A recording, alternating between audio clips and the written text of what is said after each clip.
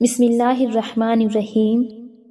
حضرت عمر رضی اللہ تعالیٰ عنہ بسا اوقات ایک تنکا ہاتھ میں لیتے اور فرماتے کاش میں یہ تنکا ہوتا، کبھی فرماتے کاش مجھے میری ماں نے جنا ہی نہ ہوتا۔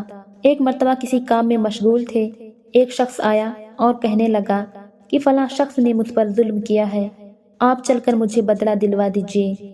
آپ رضی اللہ تعالیٰ عنہ نے اس کے ایک درہ مار دیا۔ جب میں اس کام کے لیے بیٹھتا ہوں اس وقت تو آتے نہیں، جب دوسرے کاموں میں مشغول ہو جاتا ہوں تو آ کر کہتے ہیں کہ بدلہ دلواؤ۔ وہ شخص چلا گیا۔ آپ رضی اللہ تعالیٰ عنہ نے آدمی بھیج کر اس کو بلوایا اور درہ اس کو دے کر فرمایا کہ بدلہ لے لو۔ اس نے عرض کیا کہ میں نے اللہ کے واسطے معاف کر دیا۔ گھر تشریف لائے، 2 رکعت نماز پڑھی، اس کے بعد اپنے آپ کو خطاب کر کے فرمایا اے عمر تو کمینہ تھا، اللہ نے تجھ کو اونچا کیا، تو گمراہ تھا، اللہ نے تجھ کو ہدایت دی، تو ذلیل تھا، اللہ نے تجھے عزت دی، پھر لوگوں کا بادشاہ بنایا۔ اب ایک شخص آ کر کہتا ہے کہ مجھے ظلم کا بدلہ دلوا دے تو اس کو مارتا ہے، کل کو قیامت کے دن اپنے رب کو کیا جواب دے گا؟ بڑی دیر تک اسی طرح اپنے آپ کو ملامت کرتے رہے۔ آپ رضی اللہ تعالیٰ عنہ کے غلام حضرت اسلم رضی اللہ تعالیٰ عنہ کہتے ہیں کہ میں ایک مرتبہ حضرت عمر رضی اللہ تعالیٰ عنہ کے ساتھ حرہ، جو کہ مدینے کے قریب ایک جگہ کا نام ہے، اس کی طرف جا رہا تھا۔ ایک جگہ آگ جلتی ہوئی جنگل میں نظر آئی۔ حضرت عمر رضی اللہ تعالیٰ عنہ نے فرمایا کہ شاید یہ کوئی قافلہ ہے جو رات ہو جانے کی وجہ سے شہر میں نہیں گیا، باہر ہی ٹھہر گیا، چلو اس کی خیر خبر لیں، رات کو حفاظت کا انتظام کریں۔ وہاں پہنچے تو دیکھا کہ ایک عورت جس کے ساتھ چند بچے ہیں جو رو رہے ہیں اور چلا رہے ہیں، اور ایک دیگچی چولہے پر رکھی ہے جس میں پانی بھرا ہوا ہے اور اس کے نیچے آگ جل رہی ہے۔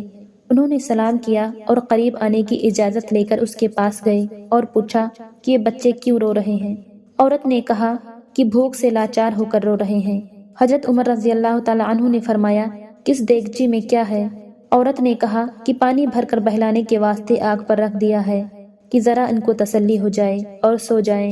پھر عورت نے کہا امیر المؤمنین عمر رضی اللہ تعالیٰ عنہ کا اور میرا اللہ ہی کے یہاں فیصلہ ہوگا کہ میری اس تنگی کی خبر نہیں لیتے۔ حضرت عمر رضی اللہ تعالیٰ عنہ رونے لگے اور فرمایا کہ اللہ تجھ پر رحم کرے، بھلا عمر کو تیرے حال کی کیا خبر ہے؟ وہ عورت کہنے لگی کہ وہ ہمارے امیر بنے ہیں اور ہمارے حال کی خبر بھی نہیں رکھتے۔ اسلم رضی اللہ تعالیٰ عنہ کہتے ہیں کہ حضرت عمر رضی اللہ تعالیٰ عنہ مجھے ساتھ لے کر واپس آئے اور ایک بوری میں بیت المال میں سے کچھ آٹا اور کھجوریں، چربی اور کچھ کپڑے اور کچھ درہم لیے، غرض اس بوری کو خوب بھر لیا اور فرمایا کہ میری کمر پر رکھ دے۔ میں نے عرض کیا کہ میں لے چلوں؟ آپ رضی اللہ تعالیٰ عنہ نے فرمایا نہیں، میری کمر پر رکھ دے۔ 2-3 مرتبہ جب میں نے اصرار کیا تو حضرت عمر رضی اللہ تعالیٰ عنہ نے فرمایا کیا قیامت میں بھی میرے بوجھ کو تو ہی اٹھائے گا؟ اس کو میں ہی اٹھاؤں گا، اس لیے کہ قیامت میں مجھ سے ہی اس کا سوال ہوگا۔ میں نے مجبور ہو کر بوری کو آپ رضی اللہ تعالیٰ عنہ کی کمر پر رکھ دیا۔ آپ رضی اللہ تعالیٰ عنہ نہایت تیزی کے ساتھ اس کے پاس تشریف لے گئے، میں بھی ساتھ تھا۔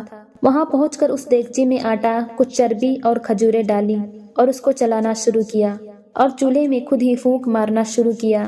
اسلم رضی اللہ تعالیٰ عنہ کہتے ہیں کہ آپ رضی اللہ تعالیٰ عنہ کی گنجان داڑھی سے دھواں نکلتا ہوا میں دیکھتا رہا حتیٰ کہ حریرہ سا تیار ہو گیا۔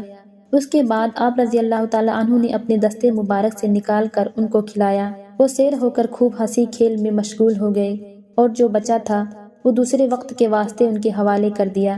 وہ عورت بہت خوش ہوئی اور کہنے لگی اللہ تعالیٰ تمہیں جزائے خیر دے، تم تھے اس کے مستحق کی بجائے حضرت عمر رضی اللہ تعالیٰ عنہ کے تم ہی خلیفہ بنائے جاتے۔ حضرت عمر رضی اللہ تعالیٰ عنہ نے اس کو تسلی دی اور فرمایا کہ جب تم خلیفہ کے پاس جاؤ گی تو مجھ کو بھی وہیں پاؤ گی۔ حضرت عمر رضی اللہ تعالیٰ عنہ اس کے قریب ہی ذرا ہٹ کر زمین پر بیٹھ گئے اور تھوڑی دیر بیٹھنے کے بعد چلے آئے اور فرمایا کہ میں اس لیے بیٹھا تھا کہ میں ان کو روتے ہوئے دیکھا تھا، میرا دل چاہا کہ تھوڑی دیر ان کو ہنستے ہوئے بھی دیکھوں۔ حضرت عمر رضی اللہ تعالیٰ عنہ صبح کی نماز میں اکثر سورہ کہف، سورہ طٰہٰ وغیرہ بڑی سورتیں پڑھتے اور روتے کہ کئی صفوں تک آواز جاتی۔ ایک مرتبہ صبح کی نماز سورہ یوسف سے پڑھ رہے تھے، انما اشکو بثی و حزنی الی اللہ۔ سورہ یوسف آیت نمبر 86 پر پہنچے تو روتے روتے آواز نہ نکلی۔ تہجد کی نماز میں بعض مرتبہ روتے روتے گر جاتے اور بیمار ہو جاتے۔ یہ ہے اللہ سبحانہ و تعالیٰ کا خوف اس شخص کا جس کے نام سے بڑے بڑے نامور بادشاہ ڈرتے تھے، کانپتے تھے۔